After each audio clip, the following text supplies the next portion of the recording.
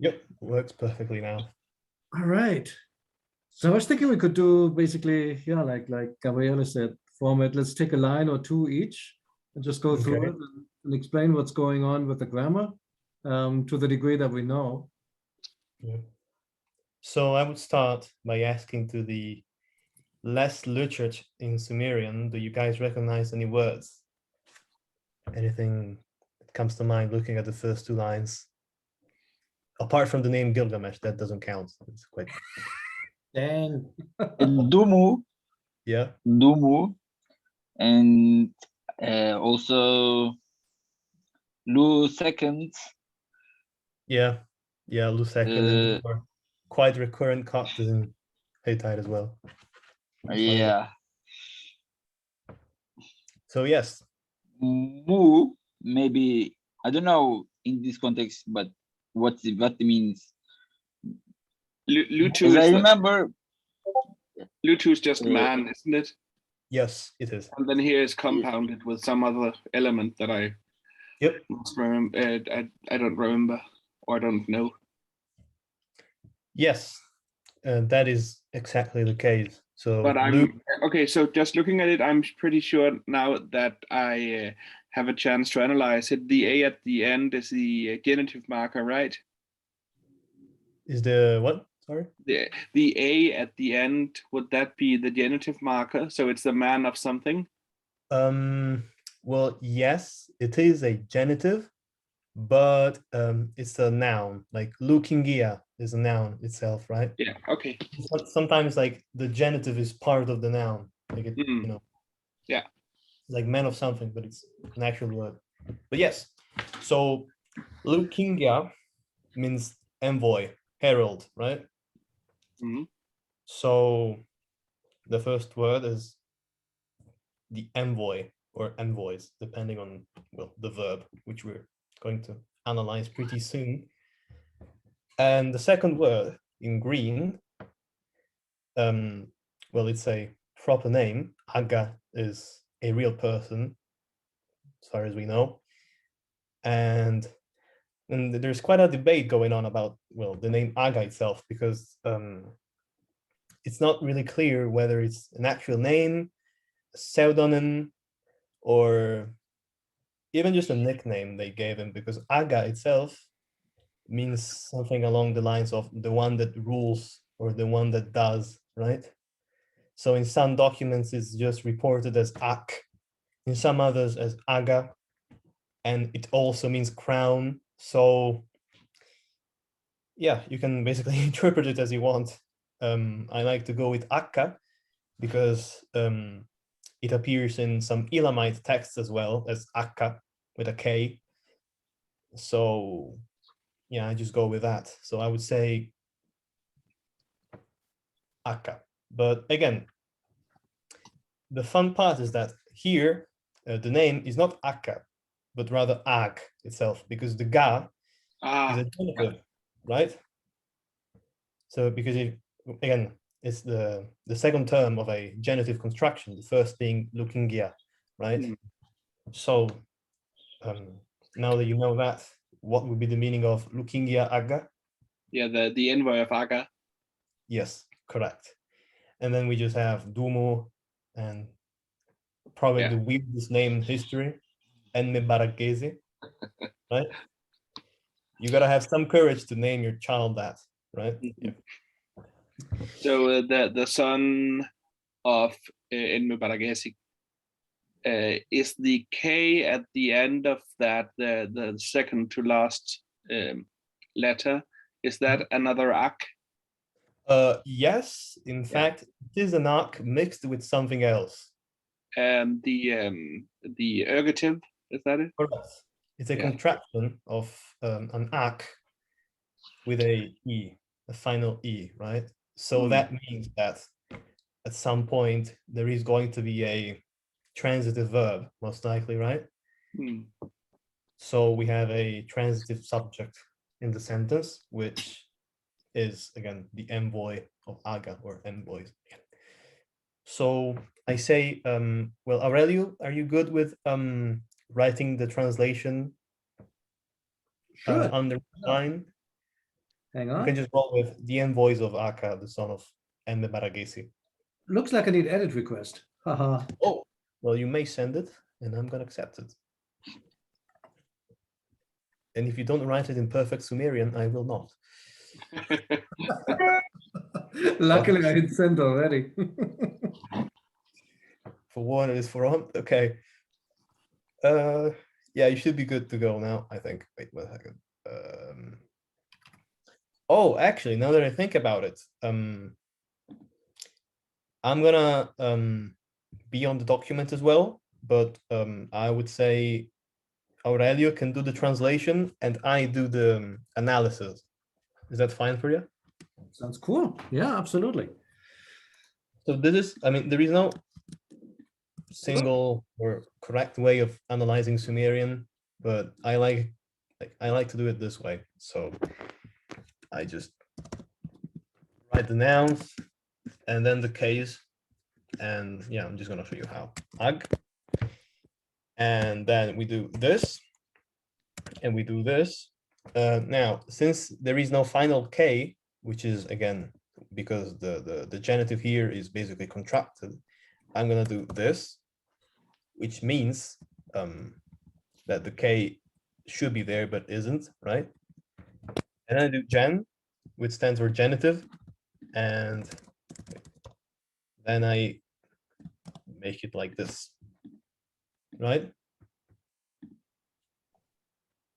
Is it reasonable? Very Yeah, good. that's logical. Yep. So then now we can make this uppercase since it's a proper name. Then comes Baragesi. And now since we have two cases, well, it's the same thing. So it would be Ak, this time no dot in the middle, because again, you can clearly see the K, and that would be the genitive, and then we do this, and we do E, and then we write erg, that stands for ergative, of course, right? So, oh, by the way, Florian might be joining us in a second. He just wrote to me, so, but yes, this is how I like to analyze my Sumerian. So,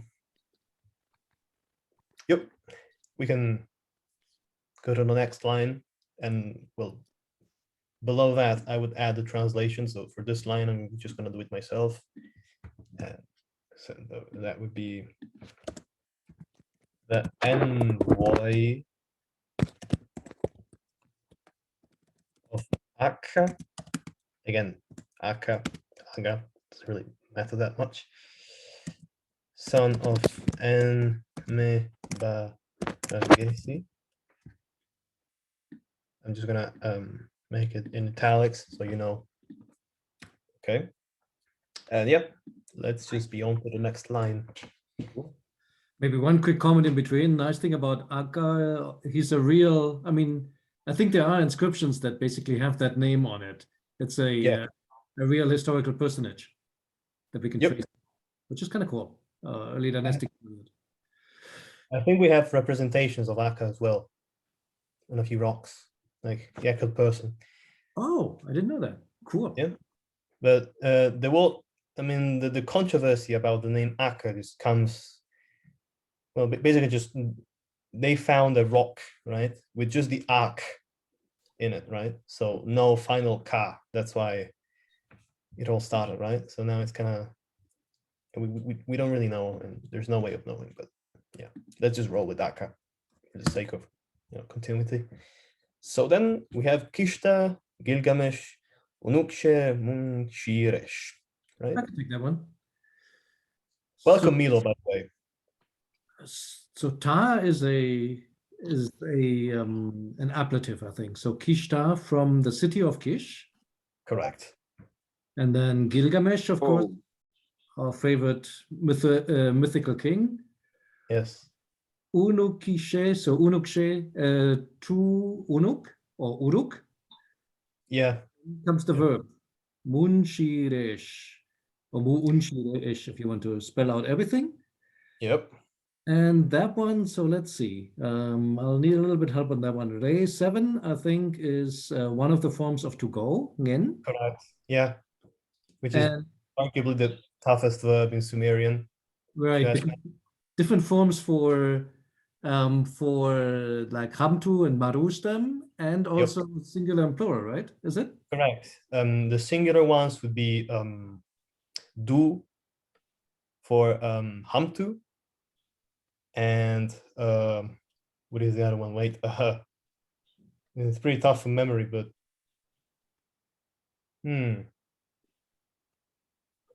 it's gonna come to mind in a second. One is Du. in, And one then for plural, you have re, ere, it would be. Re is the shortened version because it starts with a vowel, so it's often shortened. And then you have su, 8, or sub for plural imperfective, or hamtu. Okay, cool. So yeah, this case is re, so again, plural, right? Mhm. And perfective. Oh, there you go. Florian has joined us. Yeah. Welcome, Florian. Yo, hey guys. Hi. Florian. So yeah, someone way more experienced with Sumerian than me just joined. So yeah, I'm not the cool guy anymore. Nah, don't worry about it. Okay, so You yeah, go ahead, explain things. okay, man. So let's just keep translating the second line. So kishta, this is quite self-explanatory, right? Right. So From Kish. Gilgamesh. Mhm. So Gilgamesh. Unuksha, yeah, Unuk is actually how Ur is spelled out, no R. So there's that. Mu, un, shi, re, esh. That verb is quite complicated, but we're going to analyze every piece of it in a second. So the rest is quite clear, right? Kishta, so from Kish, Gilgamesh, Unuksha. So to Gilgamesh in, Unug. And then we have... That is Gilgamesh the object here, or does it have some sort of terminative ending that we can't see? Yeah, it's definitely a terminative ending that we cannot see, but it is there. Okay. I think in the official translation, they say to Gilgamesh in Uruk. I'm not quite sure. I would have to check, but that is how they like to translate it. So yes. Now, about the verb. So it starts with like the ventive, which is a prefix that I would say, oh yeah, it's one of the toughest ones in a way, but it just denotes movement towards the center of something, to put it lightly, right? So you have the envoys moving from a place to another. So it is, referencing that kind of movement to, again, the center of something, which in this case is unug. And then we have a un.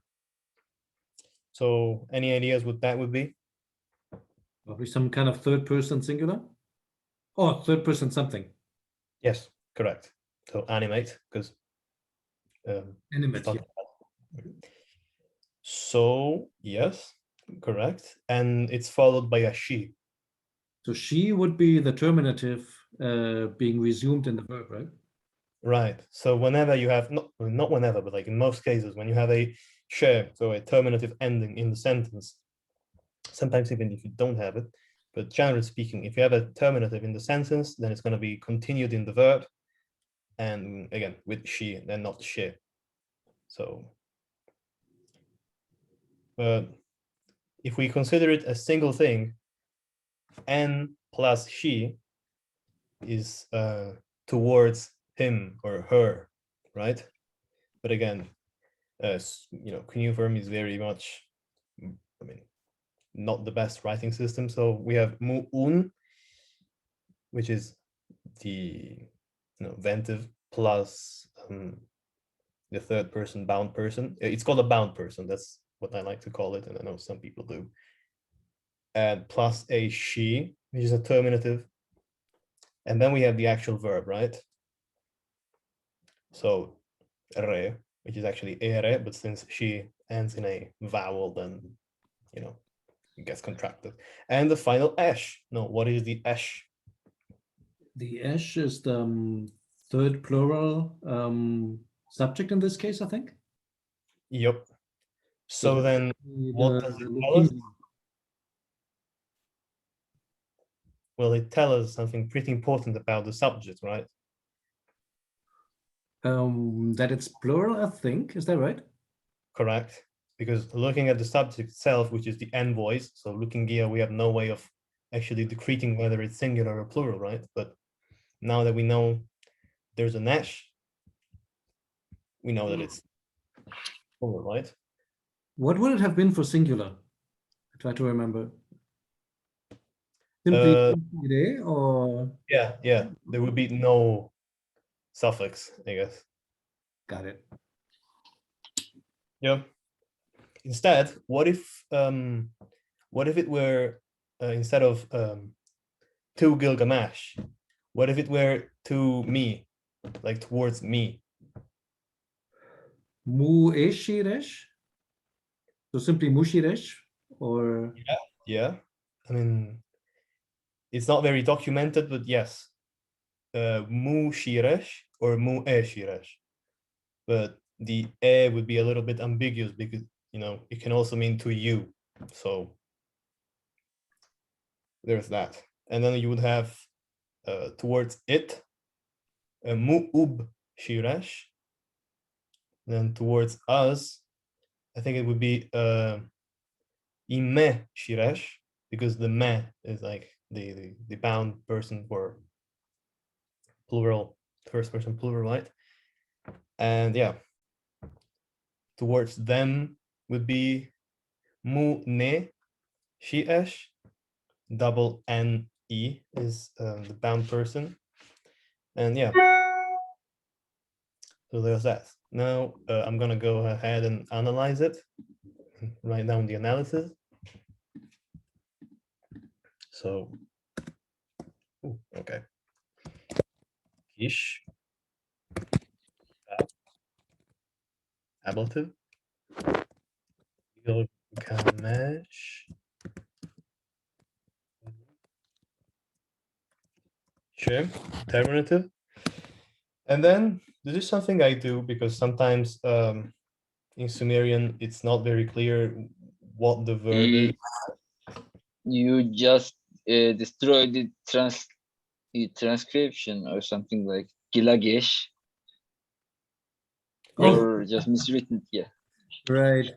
Gilgamesh sorry. and Gilgamesh. Gilgamesh. Gilgamesh. Yeah.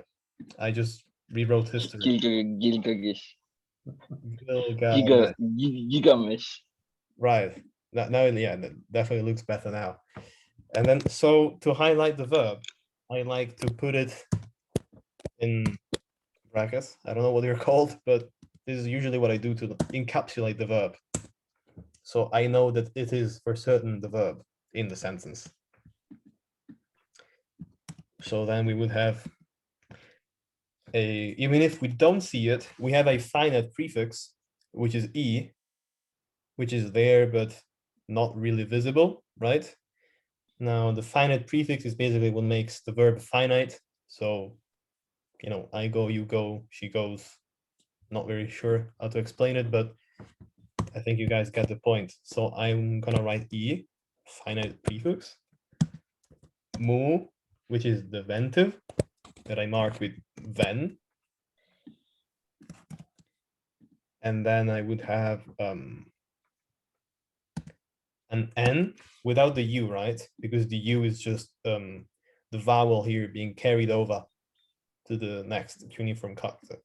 So the n, third singular dot a. A stands for animate because Sumerian makes a distinction between the animate class, I would say, and the inanimate class. There's also a collective one, which is more similar in a way to the inanimate one, but this is not the case. So yeah, and then we have the she, which again is a terminative infix, and then the verb.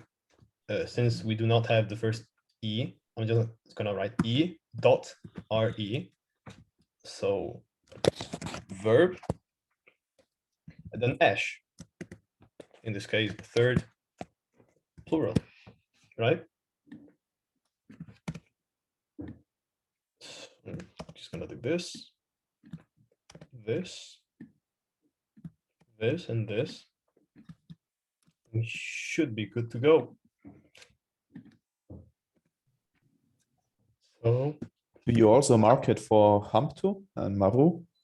That would be You nice. can use this. yeah, it becomes a little bit verbose, especially when it's obvious, but yeah, I guess we could do that. I think it would be nice because I remember in some of the teaching grammars, that's one of the things I stumble about. Like, okay, what is this verb now? In this case, like you said, it's easy because they're separate stems. But some of the others, I don't know, could be. Oh. Yep. Well, I don't generally refer to them as hamtu and maru. I just I prefer perfective and imperfective, or present, future, and past. But yeah. Should be just So instead of verb, right? Perfective and perf and imp. So that. yep, that Yeah. is exactly what I'm gonna do. I'll just write perfective since it's very obvious, judging from this verb.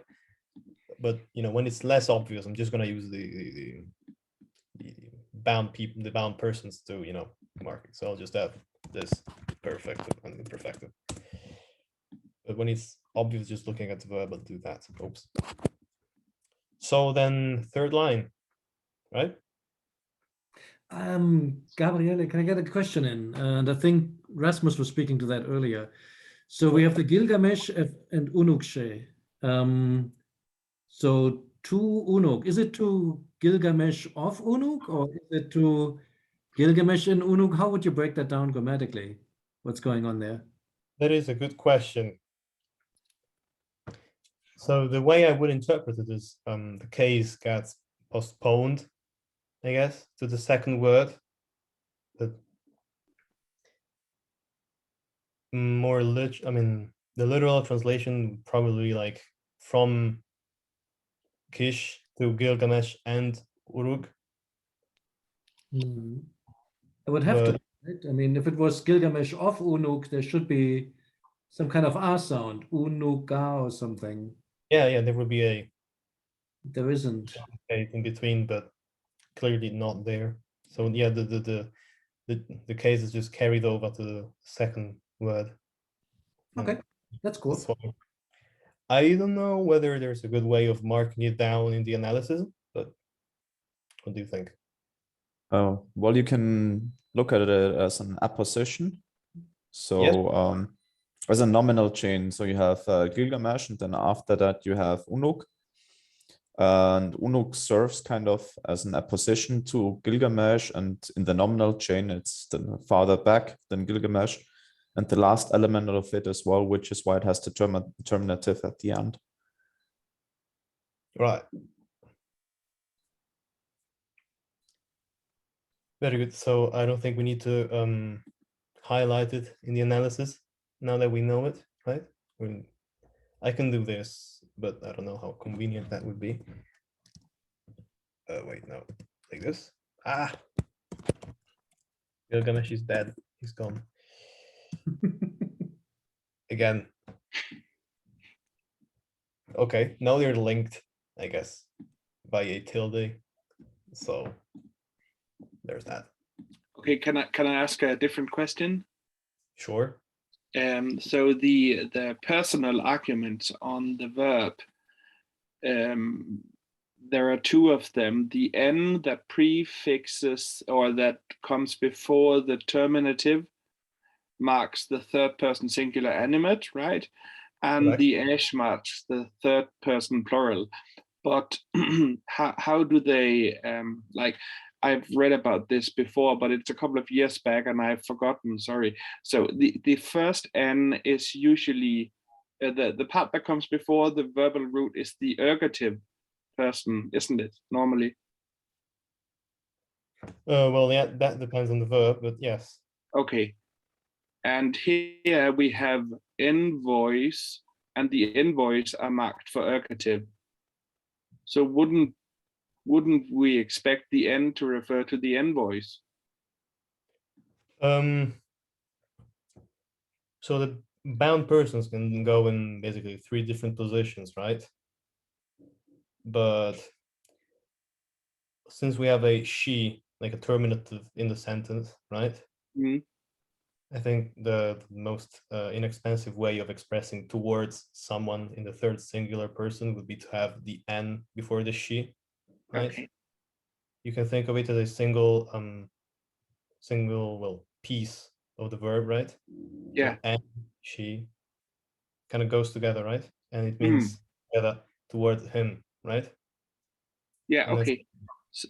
So the N here is really, so when we have sort of personal prefixes prefixing the she, the terminative code in the verb, it refers to the person that someone's going towards. yeah. Okay. You can think about that.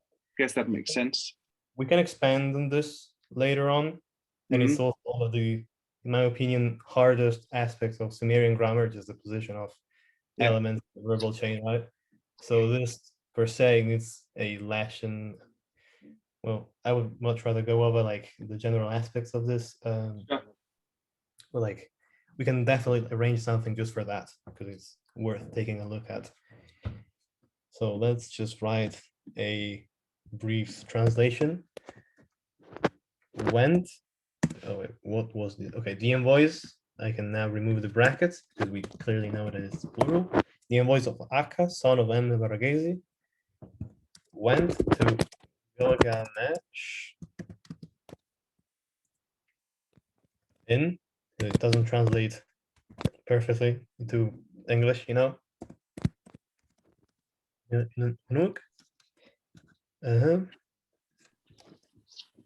from Ish.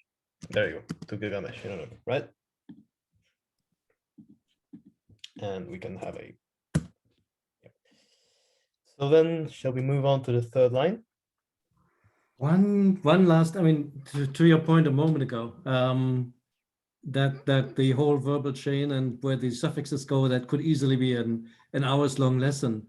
I'm trying to recall though, how does this work again? When you have a transitive verb in perfective and imperfective, and it's just let me look at my cheat sheet here. Transitive verb, perfective, the subject goes in the prefix. Imperfective, it goes after, right? But this one here is an intransitive verb. Intransitive verb, how does it work again for intransitive? Because they came. Intransitive verb in That's the. where my grammar would come in handy if I hadn't forgotten it at my other place. But yeah, I say we just move on and we Okay, touch this. fair enough. But I think that's where the answer to Rasmus' question lies. Then the only thing I'm wondering about is why does it have an ergative if it is an intransitive verb? That's kind of, there's something here, but okay, we can postpone that. yeah.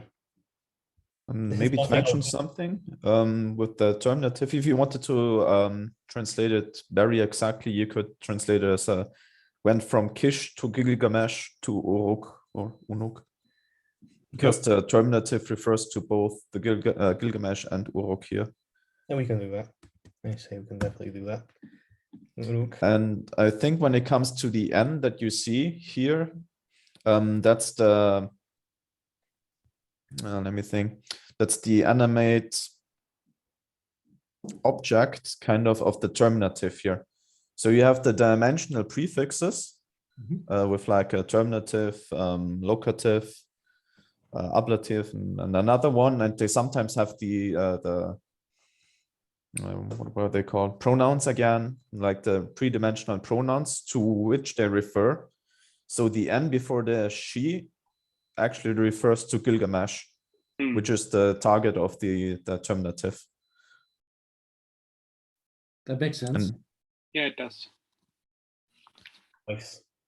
And if I remember correctly, but I'm not 100% sure about that, if you have the Hamtu stem with the third person plural, then theoretically you should also have a N before the verbal core, before the ere, Right, but it's isn't missing it? here. Mm. So it should be mu and shin resh, actually, but yeah. Oh, you want me to mark it down? Yeah. You don't need to. Yeah. Like, Okay. No problem. All Cool. right.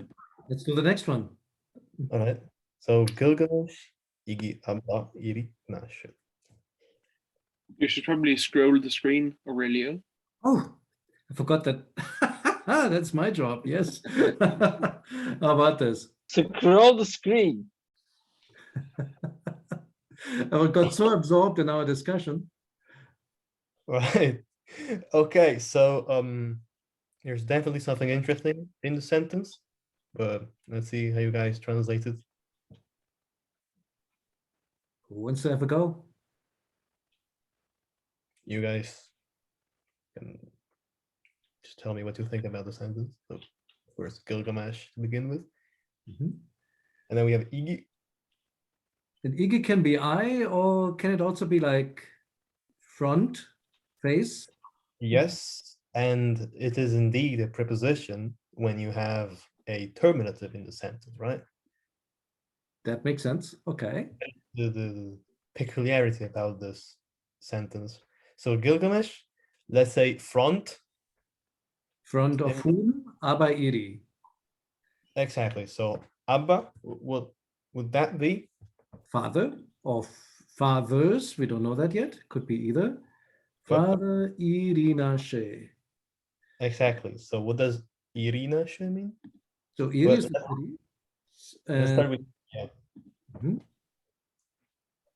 And now the na, is that some kind of, now I'm guessing, is that a plural thing? A plural with a genitive behind it? Complete guesswork. So basically, the word is not iri with a final I, right? It is irin with a final N. Oh, that It's- makes sense. Okay, so it's just the father or fathers of the city. Abba Irina, basically. Okay. Exactly. And then you have a final she, so a terminative, because if you pair it with the igi, it means in front of, right? Makes sense. So basically, he came, or whatever he does next, he's going to do it in front of the, presumably the fathers of the city or the elders of the city. Yeah, I would translate it with the elders, but the fathers works. Actually, let's go with the fathers because it's a little bit more, yeah. Biblical. Yeah. So Gilgamesh facing, yeah, let's just say facing or in front of the father of the city, does something, right? Which is, oh, sorry, I totally forgot to do the analysis. So, well, Gilgamesh, Igi, but Irin, you see the final N? You see why this comes useful sometimes?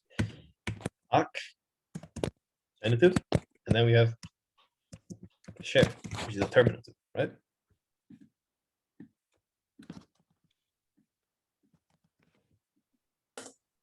You guys follow it? Yeah, very good.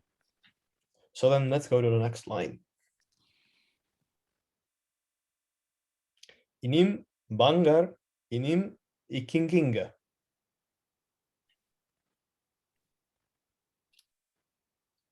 Any words of any familiarity? Yeah, inim is word, right? Yes.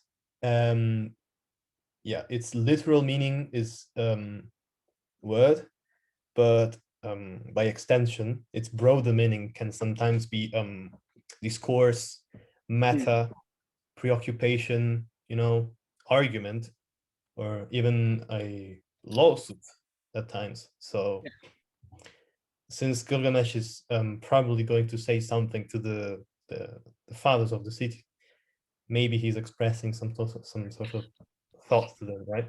So I wouldn't go with word, but rather with either argument or, you know, discourse. Yeah.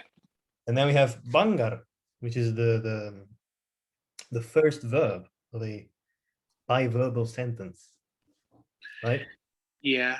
And I seem to recall, I just found my notes from when I did Sumerian once, and I have ba as a passivizing prefix. But Yes. is that really the sense here? So the thing with ba is it has many meanings, Mm. not just one, right? And sometimes it's not easy to like distinguish between them and choose like the right one, right? So basically, in short, the three main meanings would be sort of a passive, right? And then you'd have a meaning of movement away from something, but also a meaning of it's like a middle voice in a way, right? So it just denotes the fact that the action, in a way, kind of how can I put it? The action is beneficial in a way to the subject, right? Yeah. So I guess I wouldn't know what to call it, honestly. The ba prefix. Definitely not a passive here because it wouldn't make much sense. Like if you look at it, so basically you have to know that inimgar in this case is to present an argument. Gar itself means to hang something or just put something in place, which can also be ri, but even erect. So yeah, no, yeah, I wouldn't say it's a passive here. More like a middle voice that explains that the person that takes the benefit of the action is the subject. So Gilgamesh, because he is telling what he wants to say to the council, to the fathers, right? Like you would use the medial form in Greek. Yes, perfectly that. Yeah, I said medium voice, but yeah, you have that. So then we have a an, which should be quite self-explanatory after all we went through with the other verb, you know. So it's simply a n, which in this case marks the subject of the sentence. I mean, the doer of the verb. And then the verb. So ngar. And then we have another verb, I king kinge. This one is a little bit more complicated. But what is the initial E? Sorry, I. Fun fact, I do not know the alphabet. Is that the same finite verb marker you talked about earlier? Yes, it is. And then we have a duplicated verb, right? Yeah. So I just managed to look king up in the EPSD, and it means to seek. Yes. And duplicated can often mean that there's a plurality either of subject or object. Yep. And then what about the final E? Yeah, what could that be? E can be the third person singular suffix in the maru. But I don't know how we tell if this is maru or hamtu. Well, that's a complicated thing, but yeah. And I wish I had my grammar with me right now. But so basically the verb, the reduplication, as you said, kind of implies that there is some sort of plurality, right? Implied in the sentence, either in the object or the subject.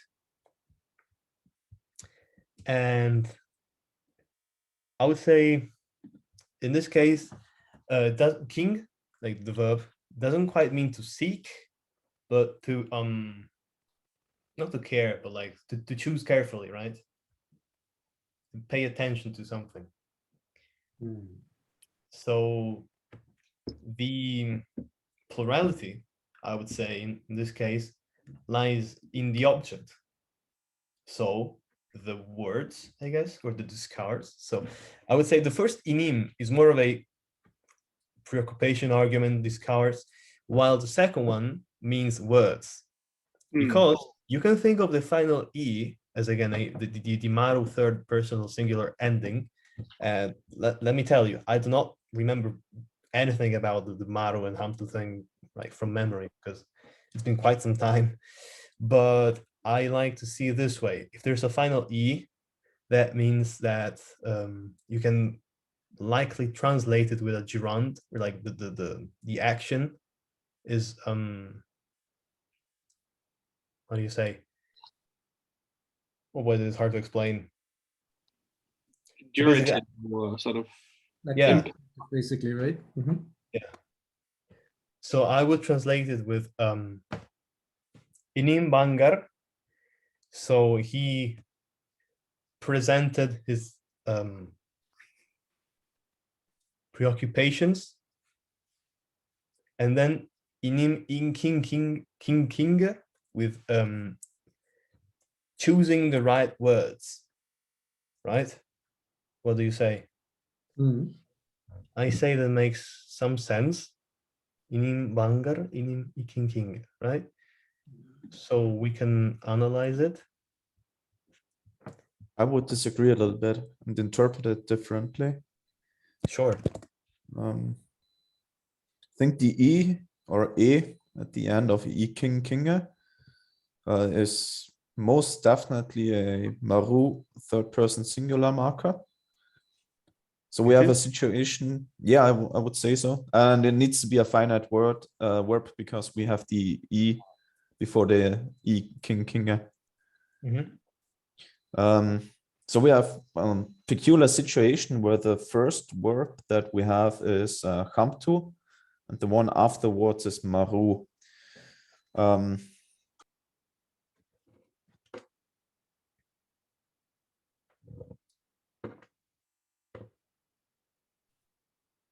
Are you saying something, or? Oh, Florian, you're on mute. You're muted, Florian. Oh, sorry. One is We'll in hamtu and one is in maru, and then you cut off. So please repeat. Okay. So the first is hamtu, right?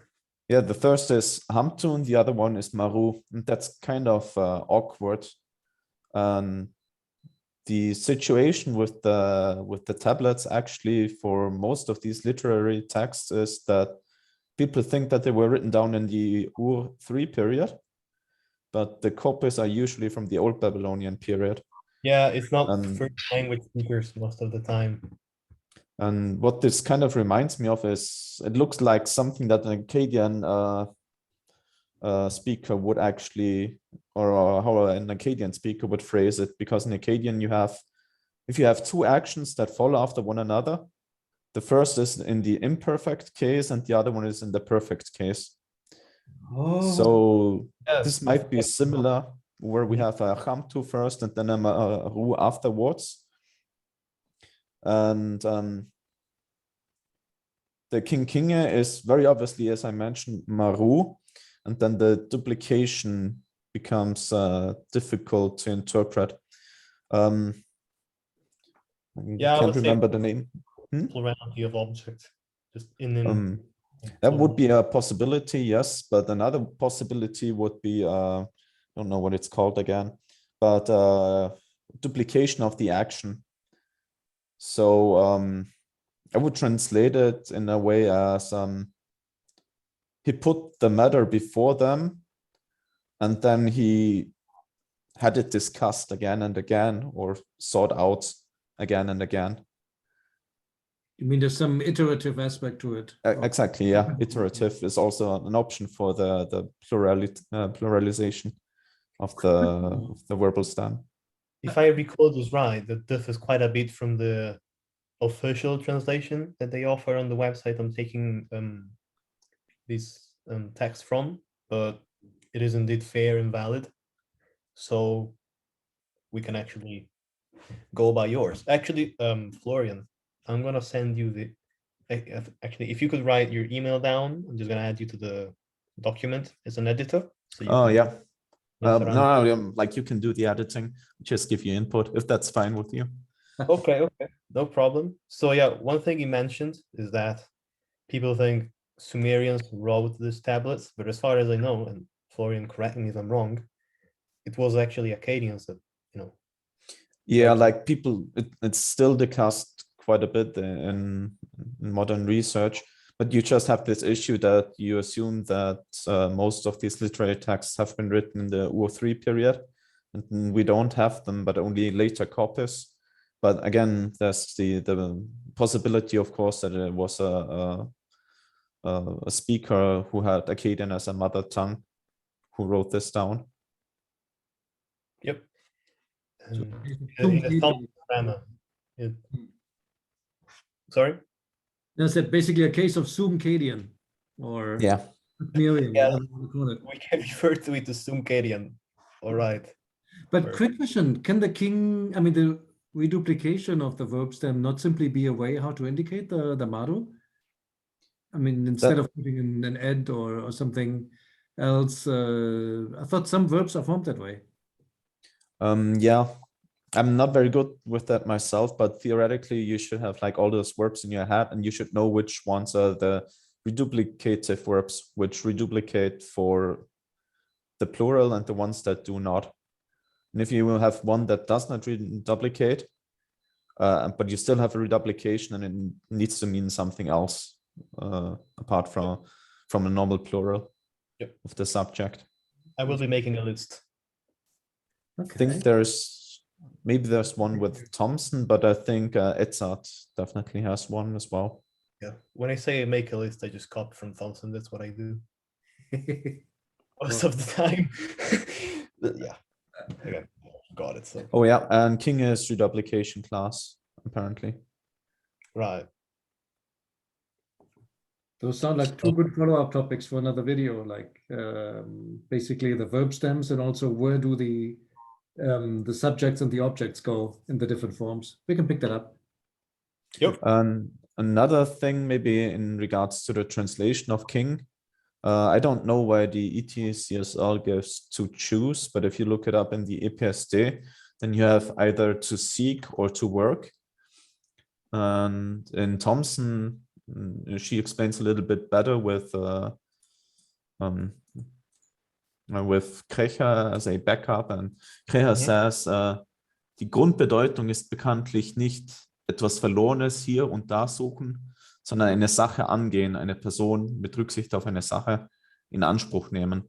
So the meaning is not to search for something lost, but to wait, what is a good translation? To carefully seek out, I think you could say. Yeah, or to address something. All right. I apologize, but again, I'm rolling my memory because again, I don't have my dictionaries, no grammar here because I just no problem. Better place. So yeah, that is quite a possibility. Also, I think the time is running out. Is it not so? Actually, I did get a notification here that Zoom waived the 40 minutes limit for some reason on that meeting. I guess they want to incentivize me to book a membership or something. So I don't know how you guys want to do it. I mean, we're running up on the hour. Do we want to continue here next week? All right. But I would say we can definitely do this again. And it's pretty fun. Yeah, I think. I mean, does the format work for everybody? Should we change something? What do you guys think? It's okay. I think it's really nice format. I'm just listener, yeah. I really like the way we're going about this. I certainly want to come next Saturday if a meeting is planned there. Very good. And hopefully I'll be better rested and better prepared. No All worries. right. You're doing great. Actually, we were thinking of alternating readings and lectures about actual texts like this Oh yeah. to more technical study about tablets. So sometimes we're gonna actually look at tablets and so no transliterations. We'll have to figure out the cuneiform ourselves. So that's gonna be another sort of experience, something. But yeah, so we'll see how to go about it. Maybe we can have 2 meetings sometimes. I don't know. We'll just see. So it was a pleasure, I guess. It's really fun. And I'm looking forward to doing this again, maybe next week, whenever you guys are down. Next week, either Saturday or Sunday, we can hash it out in the Discord, which day we want to pick and what time. Sure. Sure. Thank you guys for the time. Awesome. Sounds great. See you guys Thanks next very week. much for hosting this. No problem. Thanks everybody for coming. This is awesome. So, All right, guys. see you guys. See ya. Bye. Bye.